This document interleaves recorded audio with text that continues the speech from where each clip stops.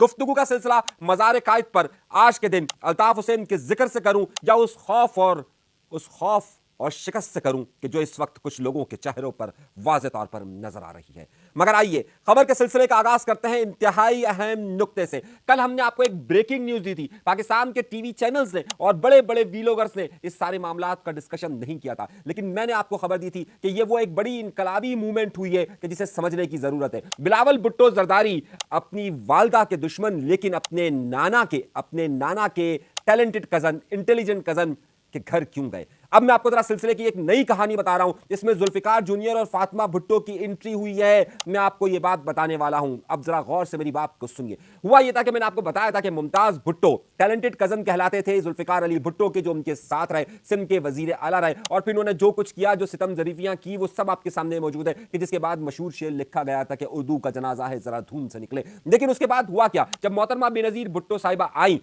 और मुसलसल जब अजाब का शिकार थी, जब मोहतरमा बेनजीर भुट्टो साहिबा को जिला वतन किया जा रहा था, जब मोहतरमा बेनजीर भुट्टो को जब जेल में डाला गया था, जब मोहतरमा बेनजीर भुट्टो पर जेल में सौबतें उन्होंने बर्दाश्त कर रही थी, उस वक्त ये टैलेंटेड कजन दूसरी तरफ चला गया था और मोहतरमा बेनजीर भुट्टो को हमेशा इन कजन्स का, इन अंकल्स का हमेशा से सदमा रहा।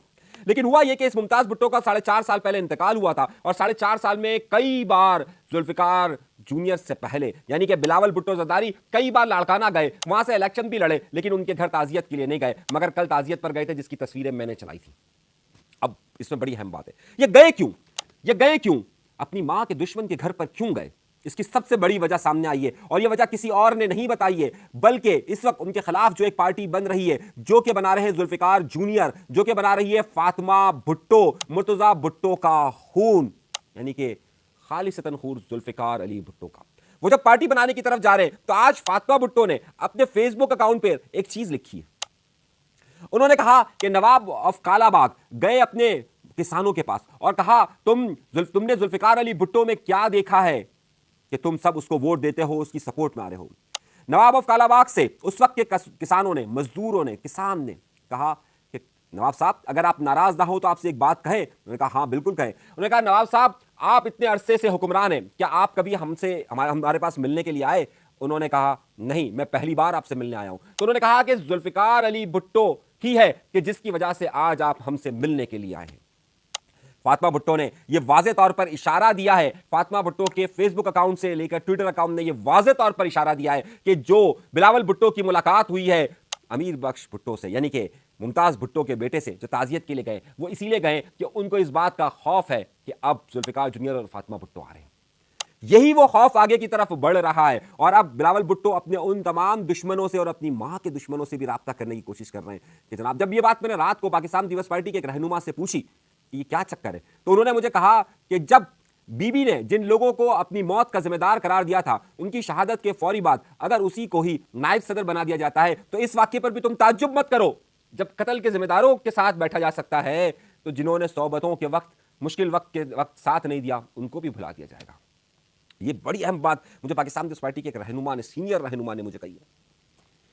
गुफ्तगू का सिलसिला यह है। तो अब इस कहानी में एक नया मोड़ आ रहा है। उसके साथ साथ कहानी आगे बढ़ाते रहते हैं और कहानी को आगे लेकर चलते रहते हैं। पाकिस्तान पीपल्स पार्टी पर इस वक्त जो मामलात चल रहे हैं और खासतौर पर जो बारिशों का सिलसिला शुरू हुआ, जो कराची में सैलाबी कैफियत पैदा हुई, उस पर मैंने कल भी आपको अपने प्रोग्राम में बताया था कि किस तरीके से एमक्यूएम के बयानात पर सईद गनी ने बयान दिया और उसके बाद बिलावल भुट्टो जरदारी ने उसको ट्वीट किया और किस तरह से मुस्तफा कमाल की बात को दोहराया।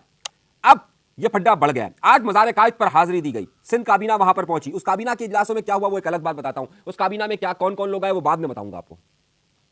आज का दिन यौम वफात है कायद आजम मोहम्मद अली जिन्ना का, जिसकी वजह से ये मुल्क मिला। आज उनके मज़ार पर हाजिरी देते हुए वहां पर जब वो गए तो कायद आजम पर उन्होंने कम गुफ्तगू की और 37 मिनट गुफ्तगू की, मीडिया का शिकवा किया, शिकायतें करते रहे। लेकिन कहानी का अहम पॉइंट उस वक्त आया कि जब उन्हें यह बात पता चला, जब वो, मैंने आपसे कहा था ना कि कल के बयान पर उन्होंने वहां पर अल्ताफ हुसैन का जिक्र करना शुरू कर दिया। कल परसों जो हुआ, बड़े बड़े जो बरसाती मेंढक भी निकल आए, उन्होंने भी बहुत सारे बयान दिए, बहुत वेलकम हियर में। मुझे पता चला कि वो भी है। एक ज़माने में तो जब वफाक का साया होता था उनके ऊपर तो बड़े एक्टिव हुआ करते थे। अच्छा है, मुझे पता चला कि वो भी हैं अभी तक। उसके साथ साथ जो ख़ास तौर पे एथनिक डिवाइड पैदा करने की कोशिश कर रहे हैं इस वक्त, उनको मैं कहूँगा कि बाज रहें। हमने ये देखी हैं चीज़ें, याद करें अल्ताफ हुसैन क्या करता था इस मुल्क में, अब उसका क्या हाल है। मैं हैरत ज़दा, मैंने कहा आज का दिन, और तमाम टीवी चैनल लाइव दिखा रहे थे। उन्होंने कहा कि कुछ लोग लिसानियत को हवा दे रहे हैं और अल्ताफ हुसैन के रास्ते पर है, और वो अल्ताफ हुसैन के अंजाम को देख ले। देखिए, अल्ताफ हुसैन साहब जब ये सियासत कर रहे थे तो उस वक्त तो आप लोग सब वहां पर माफीनामे के लिए गए थे। खुद इनकी वजारत के दिनों में जब ये वजीर बने तो उस वक्त भी ये उनके गिर्द घूमते थे। वो तो सवाल का वक्त होता है तो फिर सबको मिसाल याद आती है। लेकिन उन्होंने ये इशारा किसकी तरफ किया? उन्होंने कहा कि जो महाजिर कार्ड की तरफ बात कही। लेकिन अगर वो इस बात को भूल रहे हैं कि खुद उनकी ही पॉलिसी की वजह से ये कार्ड अब दोबारा से जिंदा हुआ है, उन्हीं की पॉलिसी की वजह से कि एक नौकरी से लेकर ऊपर तक, तालीमी मैदान से लेकर हर सतह पर जो कुछ भी उन्होंने किया, उसकी वजह से अब ये एहसास महरूमी उसी शिद्दत पर आ गया है जो 1978 के वक्त APMSO के वक्त था। ये बड़ी अहम बात है। तो अब ये मामला शिद्दत इख्तियार करते जा रहे हैं। खासतौर पर ये खुद उन्होंने कहा कि तफरीक बढ़ रही है। ये तफरीक बढ़ाने में अहम किरदार गुज़िश्ता 17 साल की पॉलिसीज का है। अब ये नतीजा किसी और तरफ जाएगा, तो ये बात तो जहन में रखी जाए। वो जहां जहां पे भी जिक्र होगा फिर उनका जिक्र तो होगा ही होगा। खैर, नुक्ते उससे भी आगे चलते हैं और उससे आगे बात करते हैं। एक बड़ी अहम चीज हुई है और इस बार हमारी जादूगरनी पहुंच गई है चाइना। कामरान टेसोरी साहब यानी MQM में और खुद इस वक्त जाने जाने वाले भाईजान गए हैं चीन। मेरी एक जादूगरनी, आपको मैंने कहा था ना मेरी बहुत सारी जादूगरनियां हो गई, अब उसने बहुत सारे बच्चे दे दिए। मेरी जादूगरनी वहां गई, एक प्रेस रिलीज जारी हुई टिकट्स के लिए कि वहां पर चीन का एक खासतौर पर जो विजारत है, बराए इंटरनेशनल डिपार्टमेंट, एक विजारत है जिसकी सरबराह है सोन साहिबा। अब उनका ज़ाहिर एब्रीविएशन में जरा सही प्रोनाउंसिएशन सही ना कर सकते, लेकिन सोन साहिबा है। उनसे इनकी मुलाकात हुई। प्रेस रिलीज में तो ये कहा गया कि उनको ये दावत दी गई कि वो कराची तशरीफ लाए और कराची तशरीफ लाकर वो बिल्कुल उनकी दावत कबूल करें और उन्हें बंस रोड से लेकर तमाम फूड स्ट्रीट पर घुमाया जाएगा, दिखाई जाएगी, वो ज़रूर है। लेकिन मेरी जादूगरनी खबर कुछ और लेकर आई है। वहां से बाकायदा चीनी जबान में उसने मुझे ट्रांसलेट करके उर्दू में खबर दी है। खबर दे रहा हूं बहुत बड़ी। कामरान टेसोरी साहब, गवर्नर सिंध साहब जब वहां गए तो वहां जब उनकी मुलाकात हुई इसी डिपार्टमेंट के साथ अगली मुलाकात तय है 13 और 14 तारीख को इसी महीने की जरदारी साहब के साथ। मैं आपको बड़ी खबर दे रहा हूं, बड़ी खबर देने वाला हूं, जरा सुनिएगा। और जरदारी साहब की पार्टी, पाकिस्तान पीपल्स पार्टी, चाइना की कम्युनिस्ट पार्टी के साथ एक मुआहिदे की शक्ल में जा रही है और यही डिपार्टमेंट इस सारे मामलात को देखता है। यह डिपार्टमेंट 169 मुल्कों की 700 सियासी जमातों के साथ बराह रास्त राब्ते में है। तो पहली बार, मैं बड़े गौर से आपको बता रहा हूं, पहली बार यह हुआ है कि इस इदारे के साथ MQM को वाबस्ता करने की कोशिशों की फाइनल शक्ल हुई है और इसमें कामरान टेसोरी साहब ने वहां पर गुफ्तगू की है। यह मैं आपको बहुत अंदर की खबर दे रहा हूं। यानी MQM चाइना तक पहुंच गई, वहां पर जहां पर जरदारी साहब 3 दिन बाद पहुंचने वाले। बड़ी खबर दे रहा हूं, जादूगरनी ने वहां से मुझे चीनी जबान में ट्रांसलेट कर बताया है। समझ रहे हैं आप मेरी बात को? खबर मुझे दी है। यह खबर अभी कहीं पर भी नहीं आई है क्योंकि जाहिर है ये बहुत ही जो सोर्स है वो बड़ा जबरदस्त है। जादूगरनी बहुत जबरदस्त है और मुझे चाइनीज समझने में थोड़ा मुश्किल हो रही थी, लेकिन मुझे समझा दी गई, बताई गई मुझे। अब जब ये कामरान टेसोरी साहब आएंगे तब उनसे ये बात ज़ाहिर सवाल पूछेंगे, लेकिन अभी मैंने आपको खबर दे दी है। जहां पर पाकिस्तान पीपल्स पार्टी 3 दिन बाद जाने वाली है, MQM वहां पहुंची है और क्या बातचीत हुई है वो एक अलग बात है। आइए अगली खबर पर। कराची में सैलाब की तबाहकारियां जारी हैं और मैं आपको जब अभी खबर दे रहा हूं, सुरजानी और लियारी नदी से 3 लाशें मिल चुकी हैं जो लोग डूबे।